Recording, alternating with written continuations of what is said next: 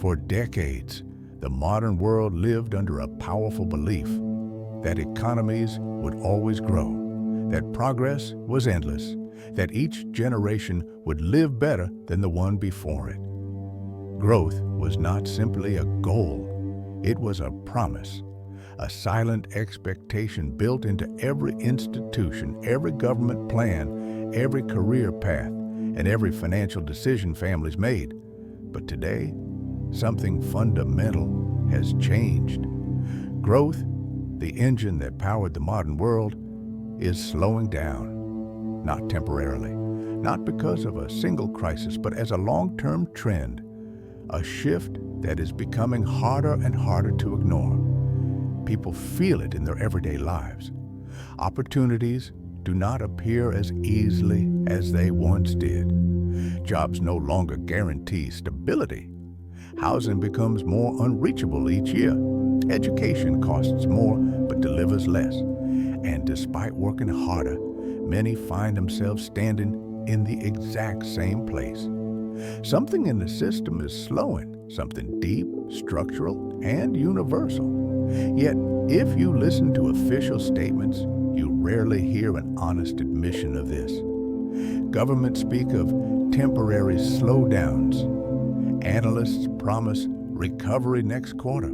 Corporations insist the fundamentals are strong. But quietly, beneath the surface, the data tells another story.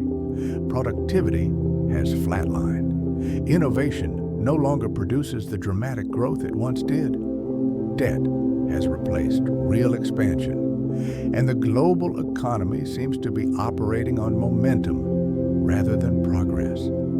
This slowdown is not just a number on a chart. It affects the life of every person, how far their income goes, how secure they feel, how they plan for the future, and what possibilities they believe still exist.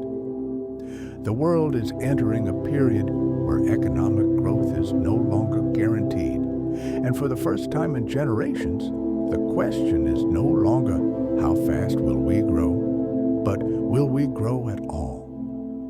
To understand why, we must examine the deeper forces shaping the modern world. For growth does not stop for one reason. It stops because multiple forces converge, slowly tightening around economies until the old model can no longer function. This is where our investigation begins. The slowdown in global growth is not a mystery. It is a consequence of several powerful forces that have been building for decades, forces that operate quietly, often invisibly, yet shape the destiny of entire nations. The first force is the most fundamental. Productivity has stalled. For most of the 20th century, productivity, the amount people could produce per hour, increased rapidly. Machines improved, factories expanded, technology multiplied, human ability. Every breakthrough meant more output, and more output meant more growth. But today, productivity barely moves. The tools have improved, the software has advanced, yet the overall efficiency of economies hardly rises. We are no longer transforming industries, we are optimizing them. Small improvements replace revolutionary leaps. Without rising productivity, real growth becomes nearly impossible. The second force is debt, a force that once fueled growth but now weighs it down. Governments, corporations, and households alike borrowed heavily during years of optimism. Debt became the engine of expansion. But as debt levels reached historic highs, economies hit a ceiling. New borrowing no longer produces new growth. Instead, it simply maintains what already exists. Money that once powered innovation now goes toward paying interest. Third, there is demographics, a slower, quieter force, yet one of the most powerful. In many countries, populations are aging, birth rates are falling, workforces are shrinking. An economy cannot grow when fewer people are working, producing, and consuming. Nations that once expanded rapidly now struggle simply to sustain their current levels of activity. Fourth, the promise of technology-driven growth has changed. Early technologies replaced physical labor with machines, creating enormous gains. But today's technologies, digital platforms, apps, automation, often increase convenience, not output. They shift value rather than create it. Some even reduce jobs faster than they create new ones. The fifth force is globalization slowing down. For decades, global trade was the backbone of growth.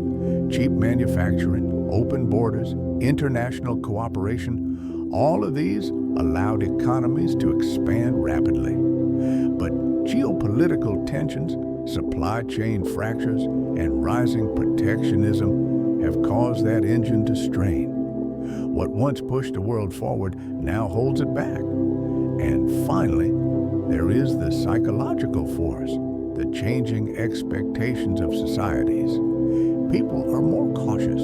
They consume less, save more, take fewer risks. Corporations invest less in new ventures. Governments fear political consequences of long-term decisions. And the spirit of collective progress, the belief that tomorrow will be better, is fading. When confidence fades, growth fades with it. These forces together form the reality we face today, an economy that can no longer rely on the engines that once propelled it. Growth has not paused. It has fundamentally changed. The question now is, what happens when an economy stops growing? How does it affect society, stability, and the future of ordinary people? That is what the next part will uncover. When growth stops, the change is rarely dramatic at first.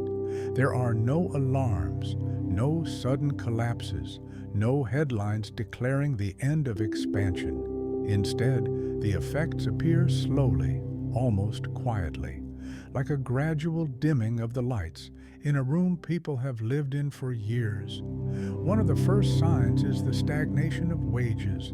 Salaries stop rising not because people work less, but because companies no longer expand in ways that require higher pay. Workers do more, yet earn the same. And as prices continue to rise, real income falls, creating a growing gap between effort and reward. The second effect is the weakening of the middle class, a group once considered the backbone of modern societies. When growth slows, upward mobility becomes harder. People who once expected a better job, a better home, a better future, now find themselves fighting simply to maintain their current position. Savings lose value faster. Education becomes more expensive. Healthcare strains budgets, and the dream of stability begins to slip away. A third effect emerges in governments. Without growth, tax revenues stagnate. Social programs become harder to fund. Public debt rises. To compensate, governments borrow more, creating a cycle where debt replaces growth as the main engine of the economy. Next comes the corporate adjustment. Companies pull back on long-term investments. They choose short-term survival over long-term innovation. Risk-taking declines. Research slows. Businesses focus on efficiency, cuts, and consolidation, all of which reduce future opportunities for workers and entrepreneurs. And then comes the social impact. A society without growth becomes a society of tension. People compete for fewer opportunities. Generational conflict rises as younger people feel locked out of the future their parents once took for granted. Political polarization deepens as different groups blame each other for a system-wide slowdown that none of them caused. The promise that held modern civilization together, the idea that tomorrow will be better, starts to fade.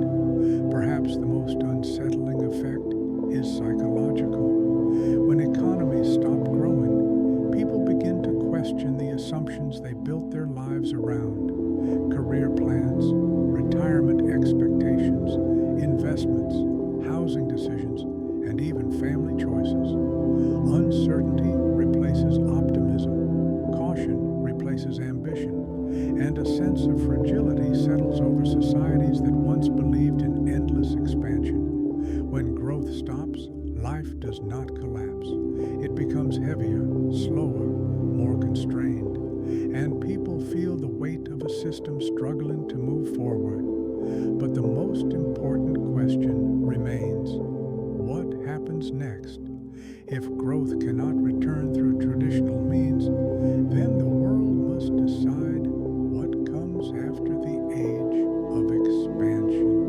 As growth slows across the world, humanity stands at a crossroads.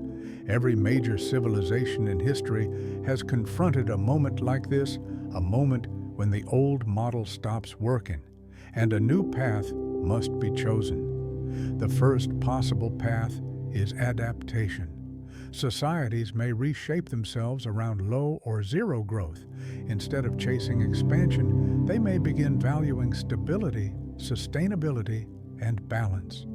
Governments could shift focus from increasing GDP to improving quality of life, supporting essential services, and reducing inequality.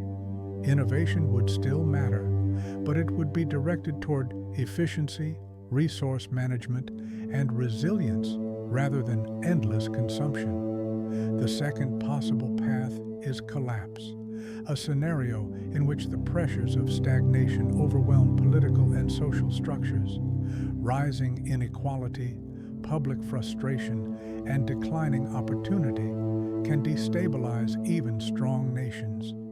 History shows that when expectations collapse faster than institutions can adapt, societies can fall into unrest, fragmentation, or economic crises.